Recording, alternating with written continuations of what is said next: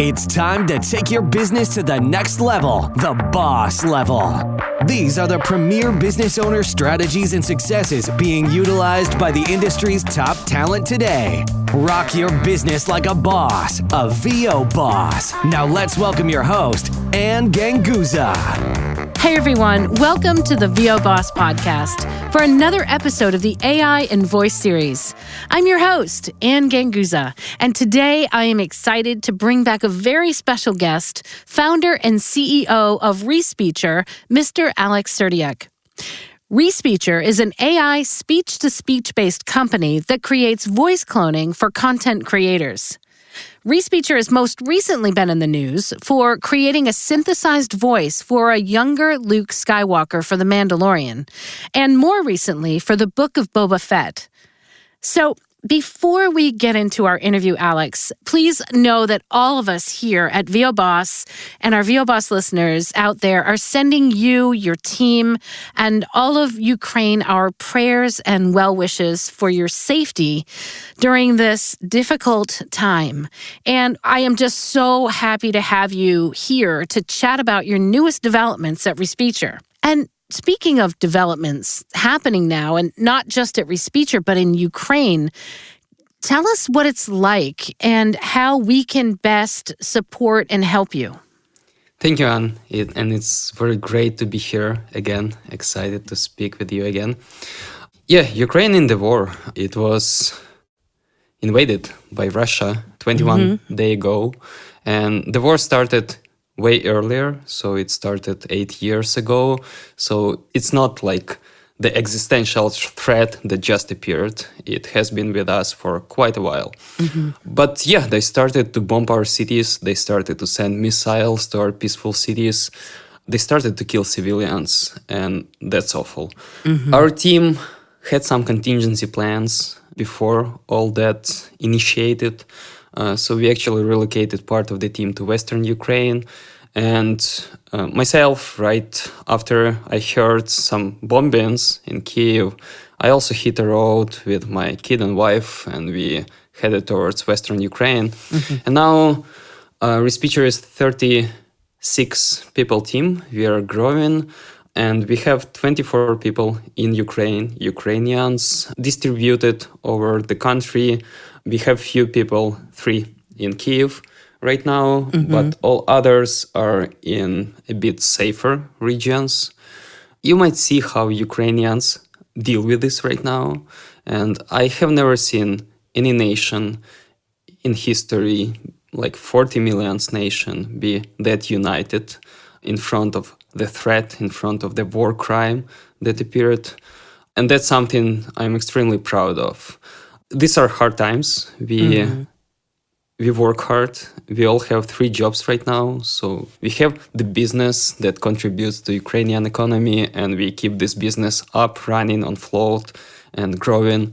Another job would be helping our colleagues, relatives, and just random people around with their needs, with relocations and stuff, whatever is possible. Ukraine now is one big family.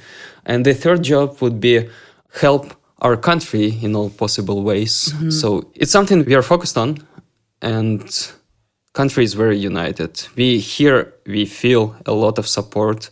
We are very appreciative for the support that comes from the US, from European countries. It's enormous, and the sanctions that are being put on Russia are huge. We appreciate actions a lot. We appreciate Amazon, Apple, Audi, BMW, Sony, Snapchat, Disney, Adidas, Pornhub, putting all those sanctions and helping Ukraine. We appreciate the help, the arms that come into Ukraine. And we seem to be dealing fine with Russians on ground, but we are not protected enough from the sky. And that's the main weak point at Ukraine right now, because they use it to kill civilians. They just sent missiles to kindergartens, to hospitals. Yesterday they bombed Mariupol again, and this city like almost destroyed right now, and it still resists. And there are plenty of cities that are being destroyed right now, like completely destroyed. But no single village, no single city at the moment, even if they say it's occupied, they never been defeated. So they stand and they still are Ukraine. Ukraine urges our partners to keep helping us and specifically help us with closing the sky, because we already won this war in terms of the response we gave them. They expected us to last like a day or 3 days, whatever. We managed to stay way longer, and we are quite strong. And it would be a matter of time for Ukraine to win the war, but time comes with lives of civilians. And that's extremely important to help us close the weak point we have, the sky right now, in order to be able to save more lives, save more kids. Absolutely. Well, our hearts are with you, and I will be putting links to places that can help support Ukraine, and know that here at VOBoss, and really I think everyone, in America, we stand with you, and we just are sending our well wishes for your safety and to just get this over with sooner rather than later, that's for sure. So I thank you again so much for talking about this, and it's wonderful to hear from you about that, because our views in the U.S. can be, I don't know always what to read and listen to and how it really is. So it really makes a difference that you're telling us what you're experiencing there. And kudos to you for your just standing and doing everything that you need to do to support Ukraine and running your business. So that is more boss than anything I can think of, to be honest with you. So yeah, we're grateful. So I'd like to talk to you about Respeecher, because we did speak a few months back about your amazing platform. And we spoke a lot about how your platform is being used in Hollywood studios to be able to recreate voices that are maybe no longer in existence, or by recreating, as a matter of fact, Mark Hamill's voice in Mandalorian as a younger voice. It may not have been your first Hollywood venture, but it was the one where I think nobody knew about it until after the fact. And then it kind of came out in the press about how the process came to be to recreate his voice. Can you refresh us a little bit on the process you used to help create his younger voice in Mandalorian? Yeah, I mean, the way how Respeecher technology works in general, we enable a human speaking the voice of another particular human. So we basically change timbre of the voice. And that means that when you need to impersonate someone, you would need to perform like they, use their language, speak like they. And then we would apply our technology that would learn the tonality, the voice itself of a target person. And after conversions, you would have your performance as a voice actor being converted into the exact desired timbre. So that's what Respeecher has been doing for quite a while. And yeah, we delivered plenty of projects. Some of them we are limited to talk about in details. Some of them are more PR open. And a good example would be Vince Lombardi, where we did this Super Bowl opening ad with NFL and Digital Domain and 72 and Sunny, where Vince Lombardi came and spoke, even though he died quite a while ago. And that was a cool, inspiring piece. And there was an actor who performed, and Respeecher applied technology to make the voice sound more like Vince Lombardi. So, in effect, to create that voice, you used existing audio files, film footage. What did you use to create the original voice? Yeah, that's correct. We usually need good clean audio tracks of a target voice, of the voice our system would need to impersonate. And in terms of amount of data, we usually ask for 30, 40 minutes. We feel comfortable if we have that. But in plenty of projects, specifically about de-aging or resurrection, we had to deal with all data and less data. Right. So for Vince, we might had maybe just several minutes of good clean audio and a lot of noisy audio. So that has been quite a challenging project. I was going to say, because if the audio is older, and especially if it wasn't specifically created, let's say, in a studio fresh for you to be able to use that clean audio, that's got to be really difficult to kind of clean up the other audio. Now, I know of late there's been some articles written about Boba Fett. I think because there was like a monologue almost used, there was a lot more usage of Respeecher Respeecher for Luke speaking. And I think it's evident for the people who may not have appreciated the technology and who might have said, ooh, that may not sound, that sounds off, or something sounds off like that. I think that there really needs to be, I guess, more educational initiatives about the process of creating this voice for people to maybe, I don't know, overcome any misconceptions about synthetic voices. What are your thoughts about that? Because you did use a substantial amount of copy to use this new voice in Boba Fett. Yeah, I mean, for Mandalorian, we had quite old recordings we had to deal with. They were taken from ADR, from audiobook Mark Hamill read quite a while ago. And look, it's not only about how do you hear it or feel it when you listen to synthesized voice at first. It's also about a bias you have. Because when Mandalorian was published, no one questioned the voice, even though it was quite an important scene in the very end of season 2, right? And no one questioned it before Disney revealed the fact that they completely synthesized voice of young Mark Hamill. For Book of Boba Fett, we see a bit different situation, so people do complain about something. But the thing is, when we know that something is synthesized, we might bias ourselves towards hearing what's not there. And also we should divide synthetic speech as a technology from performance when we talk about speech-to-speech. Because when you apply our technology for a particular voice, we need to understand that our technology is in charge of timbre and timbre only. So it would sound exactly like it was produced from this particular vocal apparatus. And we can't blame the technology for sounding or picking something that would be not right in terms of performance itself. And performance is being completely taken from a source speaker, and performance is not being changed using our technology at all. So it's being driven by a source speaker, and that means that it went through the approval process content makers have, and that means that it sounded exactly like the performance directors of the movie wanted it to sound. That's a really good point. And I think something to just kind of bring back home for the bosses who may not have heard our first podcast together discussing really what speech-to-speech is. So the model, or I would say the source audio, comes from a performance that can be directed, and then the final audio really is where that target voice, the speech-to-speech, is applied on top of the source model.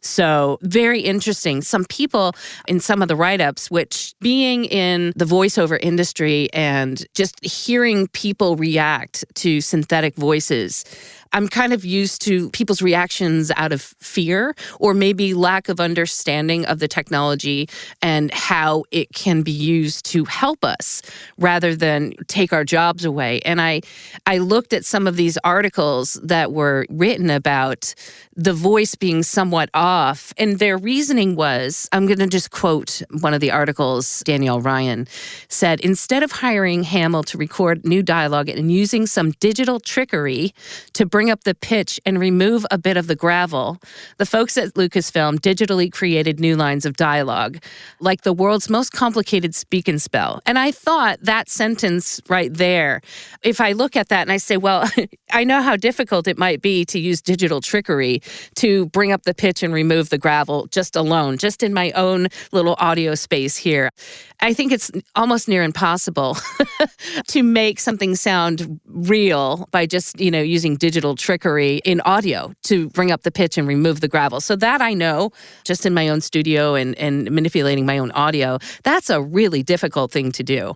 And that's, of course, I don't think the easiest thing to create a voice that would represent Mark Hamill in a younger way. So I think that your technology really brings a part of that younger voice, which was absolutely real audio at that time, to create a more realistic version of it. So just reading things like that, why don't they just use digital trickery? Well, if it were that easy, we would have done it so many years ago.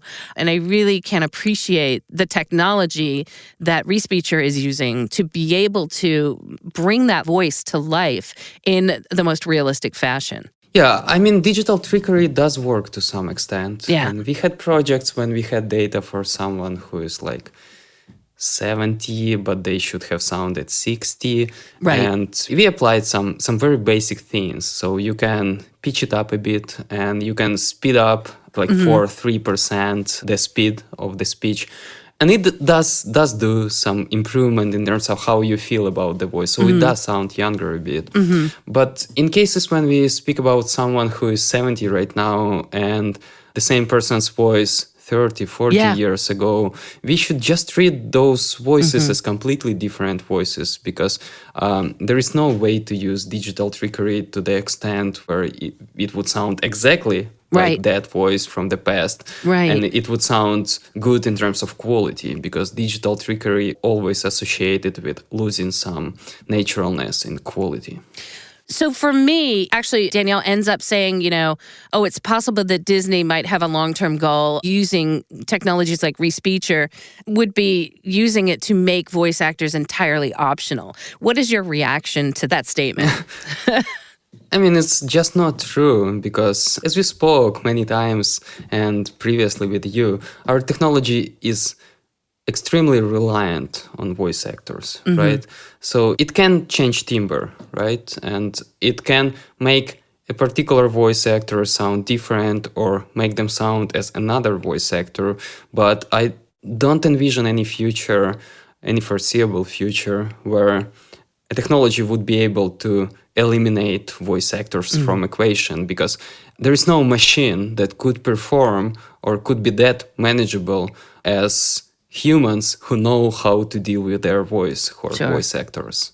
And in all our projects, source speakers have been actors or voice actors, because you need to perform. You need to make it sound right in terms of performance. Great. That is so very true. And I think that's where Respeecher actually is embracing the voice actor because of the whole source speaker and the performance aspect of it. So you're going to have the most realistic sound of any of the target voices that you apply to it when you have the best performance, which would be your source speaker. So kudos to that, because I think that that's an important concept that most people, if they weren't really thinking about it and they were kind of biased against the technology in the beginning, they wouldn't realize that. So I really love the fact that your source is based on the performance and the fact that you say that it is beneficial for voice actors, and we need the voice actors to make that the most realistic sound. So speaking of that, in terms of the voice acting industry, because we're not necessarily production companies, right? I'm thinking in terms of Respeecher Technologies. Talk to me a little bit about your text-to-speech voices to begin with, because I think for our industry, that's something that we would really embrace as well. If we could get a really great TTS model, and then based upon that, we could then also expand our own repertoire to include productions with more voices, target voices, character voices. Talk to me a little bit about your TTS process and how do you create that voice to begin with and make it as good as you do? Yeah, I mean, to start with, we are speech-to-speech first company, and text-to-speech voices and text-to-speech tools in our voice marketplace appeared after we had a request from users that they need to use text-to-speech. And we should start with some limitations of text-to-speech that are holistic in my opinion, because text-to-speech would not be able to deliver and give you ability to control performance to that extent as humans can. And also text-to-speech is limited to language. And that means that even if you give your voice to a particular text-to-speech system or to many text-to-speech systems, there still will be plenty of cases of high-quality content that text-to-speech wouldn't just cover because it would sound robotic or emotions would be off or it would be just extremely hard to use text-to-speech for particular pieces. But if you have work that does not have that kind of demand in terms of quality of this performance or quality of the sound, text-to-speech is a great tool in order to just scale yourself and enable machine come up with emotions and do a job for you. But the thing is, in order to clone yourself, let's say that way, you would still need to rely on speech-to-speech technology. Yes. And that's something quite important to consider. In the way how we design text-to-speech, we just used a simple vanilla text-to-speech in our voice marketplace. And we're currently improving it in several directions. But the thing is, when we just added text-to-speech to our voice marketplace as a one voice, as a vanilla voice, and then we applied our voice conversion technology on top of that in order to be able to convert this vanilla voice into all the voices we have in the system, our technology on top of just vanilla text-to-speech improves it a bit in terms of absence of artifacts that are quite common for most of the text-to-speech systems. So it's really cool. It excited us, and that's why we spent more efforts, and we are quite excited about building different text-to-speech systems from Respeecher, because we have quite a lot of experience with speech-to-speech. Right. And also we can generate some data sets we need. We don't need to record many data sets. We recently made our technology work very good in cross-lingual mode, and that means that those findings are also applicable for text-to-speech, and that's an exciting direction, but it has limits, right? Sure. And those limits are holistic limits of text-to-speech I mentioned. Right. Good. It's really important. Thank you for that breakdown, because it's important for us to understand the differences and how we might be able to use each, either text-to-speech or speech-to-speech, in order to be able to expand our own repertoire of voices as a voice artist. So you mentioned the voice marketplace, which I've had the privilege of playing around in. So talk to us a little bit about your Respeecher voice marketplace and what new developments you have in that and how you plan on using that for, let's say, voice talent like myself. Yeah, so the whole idea of the voice marketplace is to enable a user, a performer, to convert their voice into plenty of voices. Respeecher provides copyright-free voices we have in our library. And currently we have 60 plus voices in the library. That would be almost 2 times more than you had when you tested it. I noticed that. You have a lot. Yeah, and they're different, they're distinct. We try to make them as different as possible, as diverse as possible. So we work on expanding our database of voices we provide in the voice marketplace. And the whole idea was to enable performers, content makers, and even sound designers to change the voice to any voice from the library or all voices from the library. And it grew a bit. It's been improved in terms of user interface, usability, speed, the way how it works, the quality of the sound. But also we looked into a few more directions. Actually, sound designers made us to look into non-human sounds. So they say to us that they have a lot of problems when they need to mix a dog barking into the movie they're making. Yes. I noticed you have a dog and a cat. Yeah, and the dog we have there is actually my dog. We recorded my dog in studio. Yeah. And he barked, he screamed, he made all these dog sounds. Oh my gosh. Now you can bark in a tool and you can make an output sound like it's a legit dog barking, not a human barking. And that gives your voice ability to control not just other voices, but other sounds. Sure. We added chickens, we have cats. I missed the chicken. Oh my. We'll have way more variety of other sounds, but that's another story. That's really interesting. I like the sounds of the animals. I'm just thinking, just off the top of my head, what about in video games where you have a lot of effort sounds, which is harmful a lot of times if we're not careful to our voices. Any thoughts on that type of sound?